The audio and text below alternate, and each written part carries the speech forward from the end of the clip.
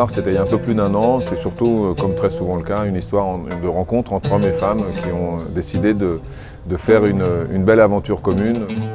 Il était évident qu'à un moment donné, on devait associer ces matières premières formidables et les personnes, les populations, les hommes et les femmes qui travaillaient localement pour développer ces produits, les cultiver. Donc on a décidé de financer un atelier des savoir-faire ancestraux. C'est un bâtiment qui fait un peu plus de 150 mètres carrés dans lequel les femmes viennent travailler, elles viennent dépulper et concasser les noix d'argan.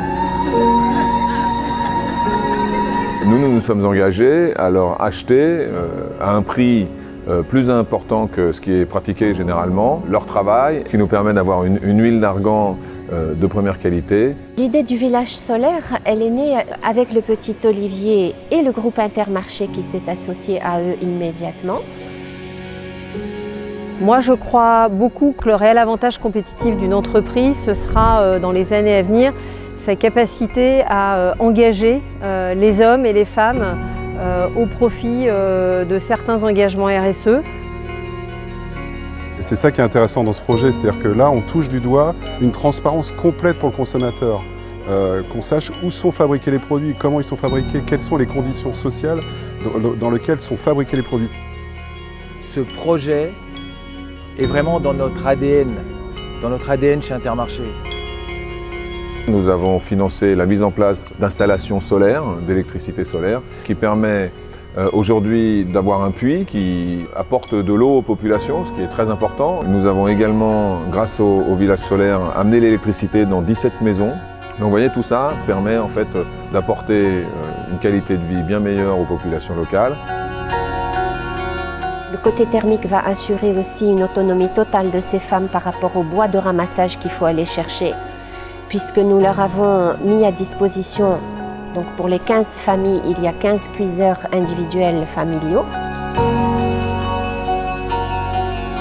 Donc c'est un atelier de dépulpage concassage pour les femmes du Noir qui nous entourent. Ces maisons ont donc été raccordées hier soir à l'électricité solaire. Donc je vous laisse imaginer la fête qu'il y a eu dans toutes les maisons.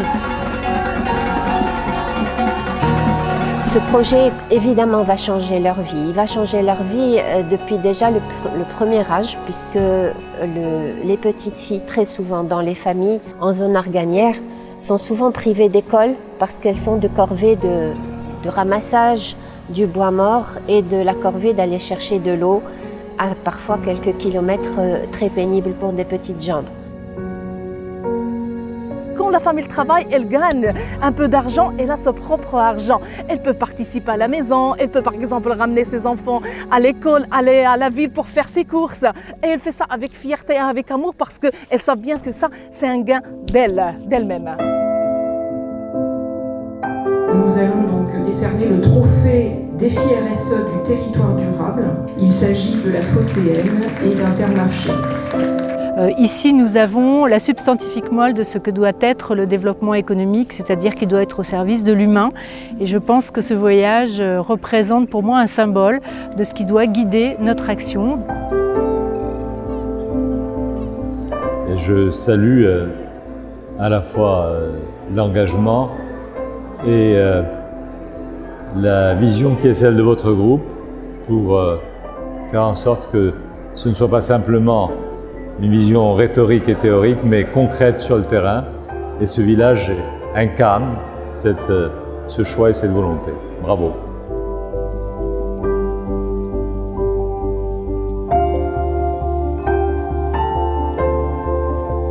Et chacune, elle a sa propre pierre, petite pierre. Bien sûr, on concasse en mettant toujours le fruit aux grandes pierres. Après, on concasse pour séparer l'amande et les coquilles de l'argan.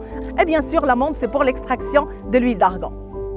Ces femmes, ils trient tous ces amandons-là. Ils prennent qu'une amande blanche, pas jaune, pas abîmée. Et après, ils la passent dans l'extraction de l'huile. Il n'y a pas de produits chimiques.